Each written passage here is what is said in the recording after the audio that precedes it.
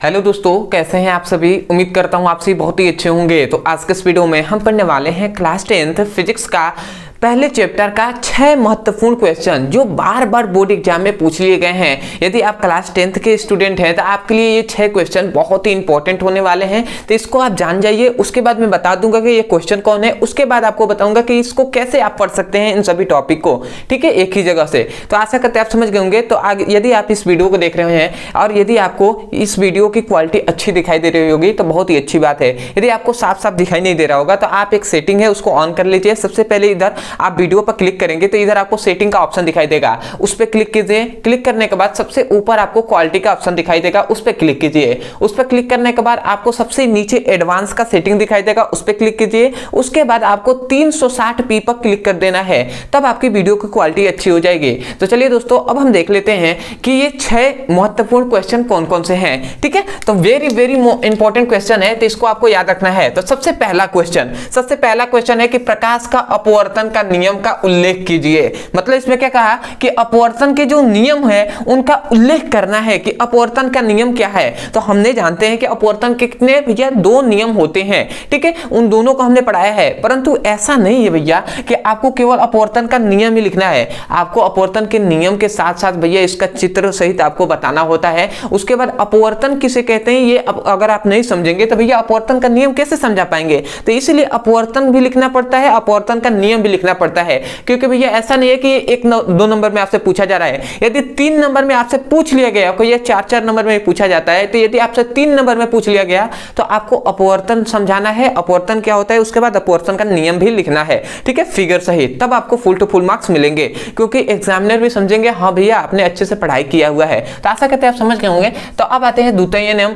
तो भैया याद रखेंगे स्नेल के अपवर्तन संबंधित नियम को लिखिए। देखिए क्या कहा गया, स्नेल के अपवर्तन संबंधित नियम को लिखिए। अब भैया ये जो टॉपिक है ये मैंने अपवर्तन में ही पढ़ाया है कि अपवर्तन किसे कहते हैं, ठीक है। अपवर्तन का जो नियम होता है उसी में हमने स्नेल का अपवर्तन संबंधित नियम भी हमने बताया है, ठीक है। तो इसको अभी आपको लेकर चलना है, ठीक है, याद करना है, बहुत ही इंपॉर्टेंट है। या इससे कभी कभी कह दिया जाता है कि इससे मतलब स्नेल का नियम क्या है, ठीक है। तो यही बात है, तो इसको आपको याद रखना है। इससे पहले मैं बता दूं भैया जो क्या होता है, अपवर्तन का 2 नियम होते हैं। तो जो द्वितीय नियम होता है ना, वही द्वितीय नियम स्नेल का अपवर्तन संबंधित नियम भी होता है, ठीक है। तो जब आपको अपवर्तन पढ़ेंगे तो उसी में आपको सब कुछ मिल जाएगा, ठीक है। तो मैं आपको बताऊंगा। तो ये दोनों इंपॉर्टेंट क्वेश्चन है और दोनों एक ही साथ आपसे मतलब कभी ऐसे घुमा कर पूछेगा तो कभी ये पूछ देगा, ठीक है। परंतु बात तो यही होता है कि अपवर्तन का नियम ही लिखने का, ठीक है। तो मैं बताऊंगा आपको कहां से इसको पढ़ सकते हैं, ठीक है। अगला आता है कि गोलीय दर्पण के लिए, ध्यान दीजिएगा, गोलीय दर्पण के लिए 1/f + 1/v + 1/u का निगमन कीजिए। मतलब इस सूत्र का आपको प्रूफ करना होता है गोलीय दर्पण के लिए। अब गोलीय दर्पण भैया तो 2 ही प्रकार के ना होते हैं, एक होता है उत्तल दर्पण, एक होता है अवतल दर्पण। तो यदि आप अवतल दर्पण से जानते हैं तो अवतल दर्पण से, उत्तल दर्पण से करना चाहें तो उत्तल दर्पण से आप कर सकते हैं। परंतु याद रखेंगे भैया ज्यादातर आपसे 90% आपसे क्वेश्चन है कि गोलीय दर्पण कह के ही पूछता है, तब आप स्वतंत्र रहते हैं या तो अवतल से या उत्तल से। परंतु जो होता है उत्तल बहुत ही हार्ड होता है, थोड़ा सा उसमें फिगर जो होता है वो आभासीय बनता है, इसलिए हार्ड होता है, तो उस पर ज्यादा क्वेश्चन नहीं बनता है। ज्यादातर कहता है कि अवतल दर्पण के लिए 1/f + 1/v + 1/u में संबंध स्थापित कीजिए या u v तथा f में संबंध स्थापित कीजिए, ठीक है। तो वही बात हमने यहाँ पे लिख दिया है, या तो ऐसे कहते हैं गोलीय दर्पण के लिए या ऐसे भी कर सकते हैं कि अवतल दर्पण के लिए u v तथा f में संबंध बताइए, ठीक है। तो यदि मतलब इसका मतलब हुआ कि इसको प्रूफ करना होता है कि कैसे ये सूत्र आया। तो आशा करते हैं आप समझ गए होंगे। तो या तो गोलीय दर्पण का है या अवतल दर्पण का है, तो आपको इस तरह कर देना है। अगला आता है चौथा इंपॉर्टेंट क्वेश्चन कि प्रकाश का पूर्ण आंतरिक परावर्तन क्या है। मतलब पूर्ण आंतरिक परावर्तन का क्या अर्थ होता है।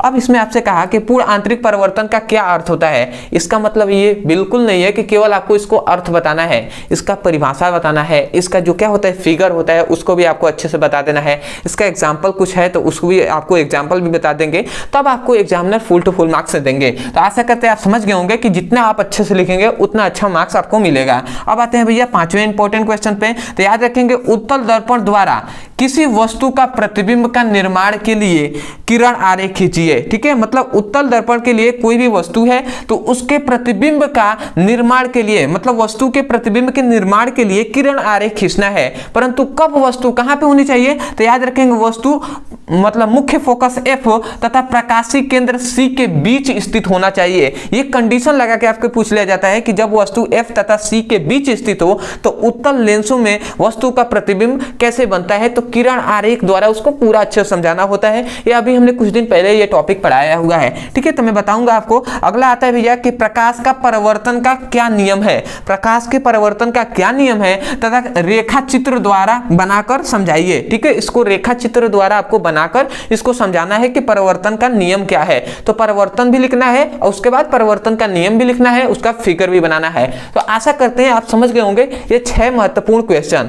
अब आता है भैया कि आप कहेंगे कैसे हम इन क्वेश्चन को पढ़ सकते हैं, तो मैं आपको बताऊंगा। इससे पहले मैं कहूंगा कि भैया यदि आप हमारे चैनल पे नए हो, ठीक है, तो सबसे पहले तो सपोर्ट करने के लिए चैनल को सब्सक्राइब कर दीजिएगा, वीडियो को लाइक कर दीजिएगा, हो सके तो मैं कमेंट सेक्शन में जरूर बताइएगा कि आपको वीडियो कैसा लगा। तो अब हम जान लेते हैं, इतना सब तो आप कर लिए होंगे, अब हम जान लेते हैं इसको आप कैसे पढ़ सकते हैं। तो सबसे पहला, ठीक है, 3 तरीके हैं उससे पढ़ सकते हैं। सबसे पहला इसी वीडियो के डिस्क्रिप्शन बॉक्स में जाइए, वहां पे नंबर 1 नंबर 2 करके आपको लिंक मिल जाएगा नीचे डिस्क्रिप्शन में, वहां से आप जाकर एक एक करके पढ़ लीजिए।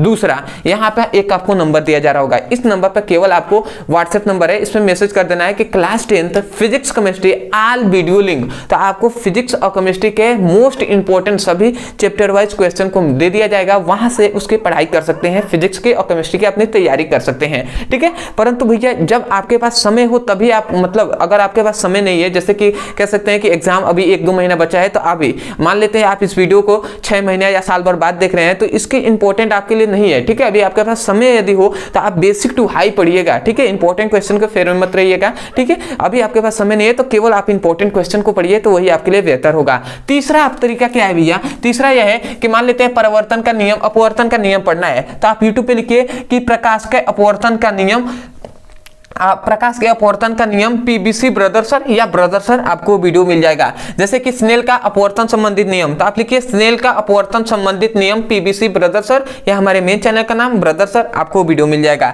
ऐसे आप लिख सकते हैं कि मान लेते हैं भैया कि पूर्ण आंतरिक परावर्तन जानना है, तो पूर्ण आंतरिक परावर्तन पीबीसी ब्रदर सर, इस प्रकार आप लिखेंगे तो आपको सभी टॉपिक मिल जाएंगे, वहां से उसकी पढ़ाई कर सकते हैं। तो आशा करते हैं कि आपको जितनी भी बातें बताई गई हैं वो आप समझ गए होंगे। तो मैं यही कहूंगा कि आप तो पहले भी मैंने कह दिया है कि चैनल को सब्सक्राइब कर दीजिएगा, हो सके तो कमेंट सेक्शन में हमें जरूर बताइएगा कि आपको वीडियो कैसा लगा। तो चलिए दोस्तों, आज के लिए इतना ही, मिलते हैं एक नए टॉपिक के साथ, तब तक के लिए धन्यवाद। जय हिंद, जय भारत।